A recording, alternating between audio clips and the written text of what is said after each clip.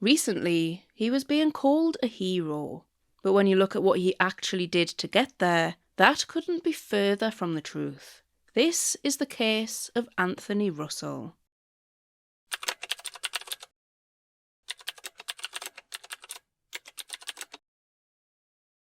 David Williams lived with his mum Julie, so when he didn't come home on the 21st of October 2020, Julie immediately knew something wasn't right. She made a post on Facebook asking friends and family to let her know if they'd heard anything from him, and even contacted a local radio station urging locals to keep an eye out for him. She reported him missing on the 24th of October. But just one day later, things escalated. Police received another missing person report, this time from Julie's sister, reporting that 58-year-old Julie Williams herself had now also gone missing. A mother and a son, both missing within days of each other. It was unusual and deeply concerning. Julie spoke with her siblings every day, so when her contact also stopped, the family quickly grew concerned. At 11 p.m. on the 25th of October, officers forced entry into Julie's flat, and inside, they found her lying face down on the living room floor. She had been the victim of what was later described as a violent and sustained attack. Julie had been strangled and suffered 113 separate injuries, including 5 blows to the head and neck that caused a bleed on the brain.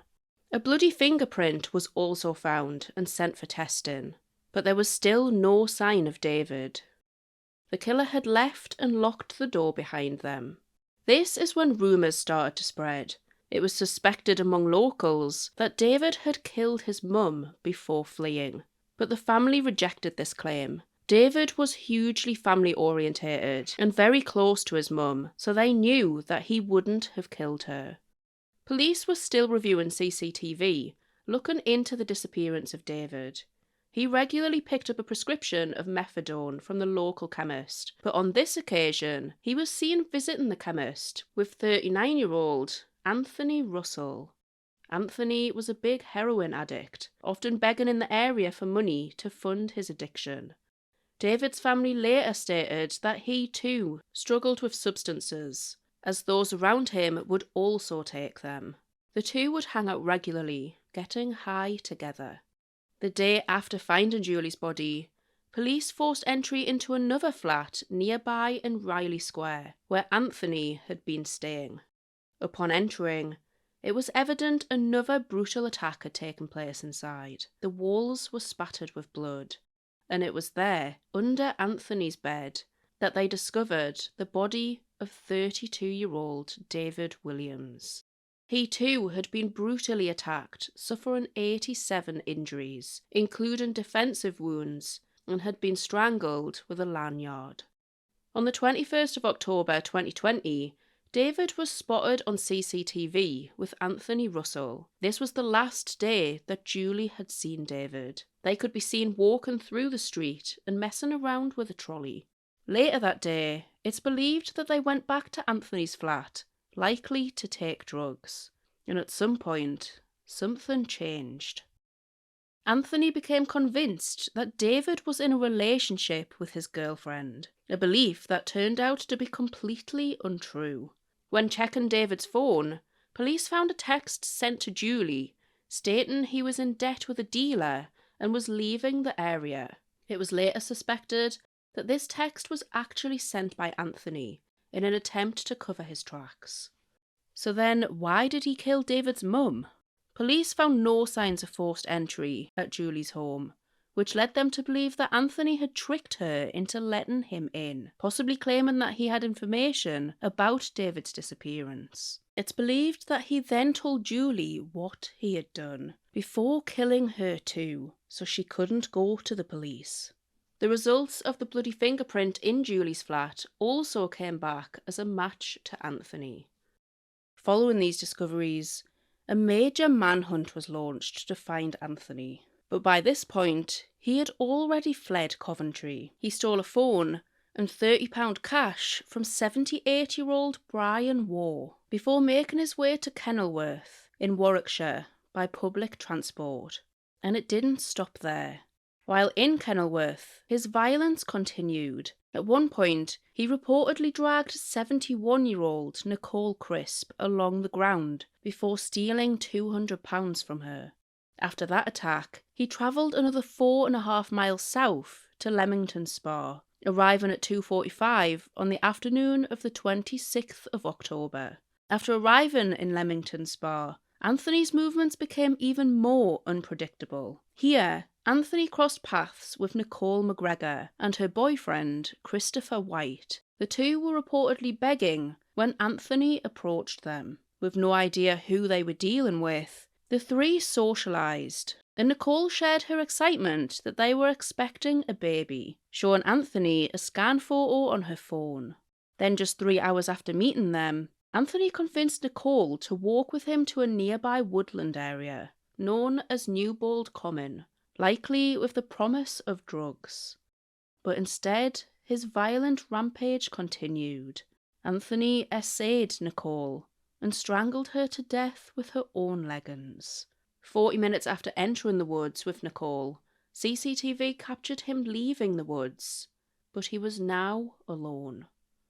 He then returned to the town square and located Christopher, Nicole's boyfriend, and told him a series of elaborate lies about her whereabouts.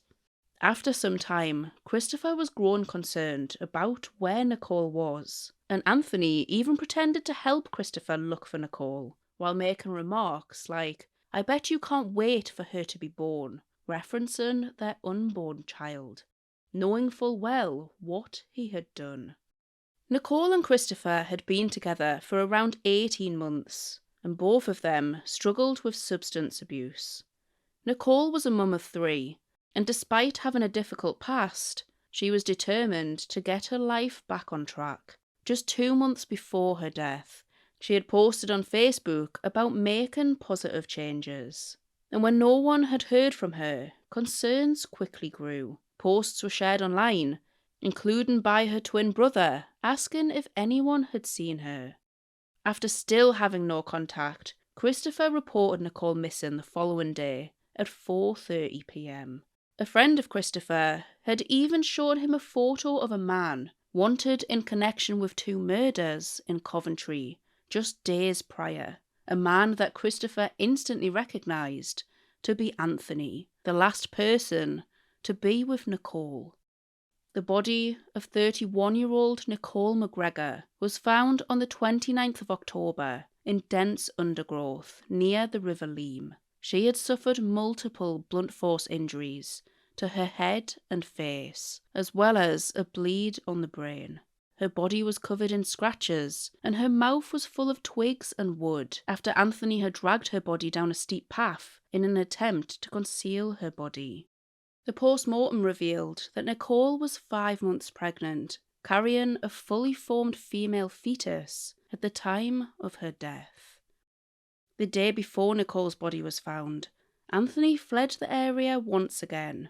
At around 2 p.m, he rang the doorbell of 75-year-old Roy Lavins and asked him for directions. But as Roy turned away, Anthony struck him from behind with a brick before stealing his red Ford C-Max. Roy was left with a fractured skull and a bleed on the brain, but incredibly, he survived. By this point, with 3 victims, 4 including Nicole's unborn baby, a major manhunt was underway, one of the largest in the UK in recent years. Anthony's childhood was mainly spent in care, from which he would often go missing and was difficult to locate. This extended through into adulthood too. He was often an interest to police for petty thefts, so staying disguised was something he knew well. While on the run, he was changing his hat, covering his head with a hood, and even stealing glasses, changing his appearance constantly. But the hunt didn't last long. In the early hours of the 30th of October, police located the stolen car parked on a road near Burton-upon-Trent in Staffordshire, and Anthony was found sleeping on the back seat. Oh, police! Get your... Oh, got his hands! Got his hands! Get him! Yeah. Anthony Russell, you're under arrest for the murder of 3 people. You do not have to say anything but my army defence. You do not mention one question, something which you later rely on court as. You do say maybe given evidence. Anthony refused to leave his cell, so questioning was carried out in his cell. He initially remained silent with a blanket over his head, but he later confessed to the murders of David Williams, Julie Williams, and Nicole Mcgregor. Nicole's unborn baby was apparently too young to be considered as a victim. Despite confessing to the murders, Anthony, however, denied the charge of SA on Nicole, instead claiming the encounter was consensual. But prosecutors strongly rejected this, suggesting that the state of Nicole's body contradicted Anthony's claim of consent. They described his actions as deliberate and calculated, telling the jury that this was no different. Jurors were asked to consider whether Nicole would have consented to sexual intercourse with a man she had just met while 5 months pregnant. With this, the jury also found him guilty of SA. Anthony refused to attend his sentencing hearing. Even trying to get him into the van resulted in staff being put in dangerous situations. The judge described him as exceptionally dangerous and manipulative, and even his own barrister referred to him as a rather sad and pathetic individual. In court, Nicole's mum, Maggie, said losing her in the way we did just destroyed us as a family. Nicole was caring, she was kind, and behind her barriers, she had a heart of gold. Julie's sister also spoke, saying, "Not only was our dear, sweet, caring, loving Julie taken from us, but also our dear, loving nephew David. Sentencing will not bring our family back, but we hope it will stop the defendant from committing these evil crimes on any more families."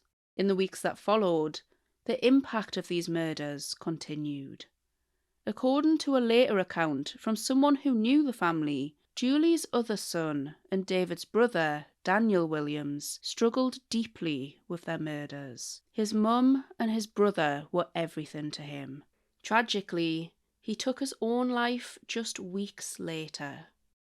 On the 11th of March 2022, Anthony Russell was sentenced to a whole life order with no possibility of parole, meaning he will never be released from prison. But even behind bars, as you may well know, his violence didn't stop. Anthony was incarcerated at HMP Franklin, a high-security Category A prison located in the northeast of England. On the 26th of February 2026, Anthony attacked 52-year-old Ian Huntley, also known as the Soham Killer, while working in the waste management workshop. Reports suggest that the two had had a brief argument before Anthony struck him up to 15 times in the head with a 3-foot metal bar. Anthony could be heard celebrating, shouting, "I've done it, I've done it. I've killed him, I've killed him." The attack was so severe that part of the bar became lodged in Ian Huntley's head. Ian died from his injuries 9 days later, on the 7th of March. Many of Anthony's family members had already distanced themselves long before this because of the horrific nature of his crimes. They said they don't know what caused this argument, but that it was likely something minor that had triggered him. In the aftermath, some people across the country began branding Anthony as a hero for killing Ian Huntley, but Anthony's family have said, "As far as we are concerned, they're as bad as each other, but Anthony is no hero for doing this. He committed a very bad crime himself, and that's why he was on the same prison wing as Huntley." In the space of just a few days, everything spiralled out of control. 3 people lost their lives, a child never got the chance to be born, and for the families of the victims, they continue with a life of grief and healing.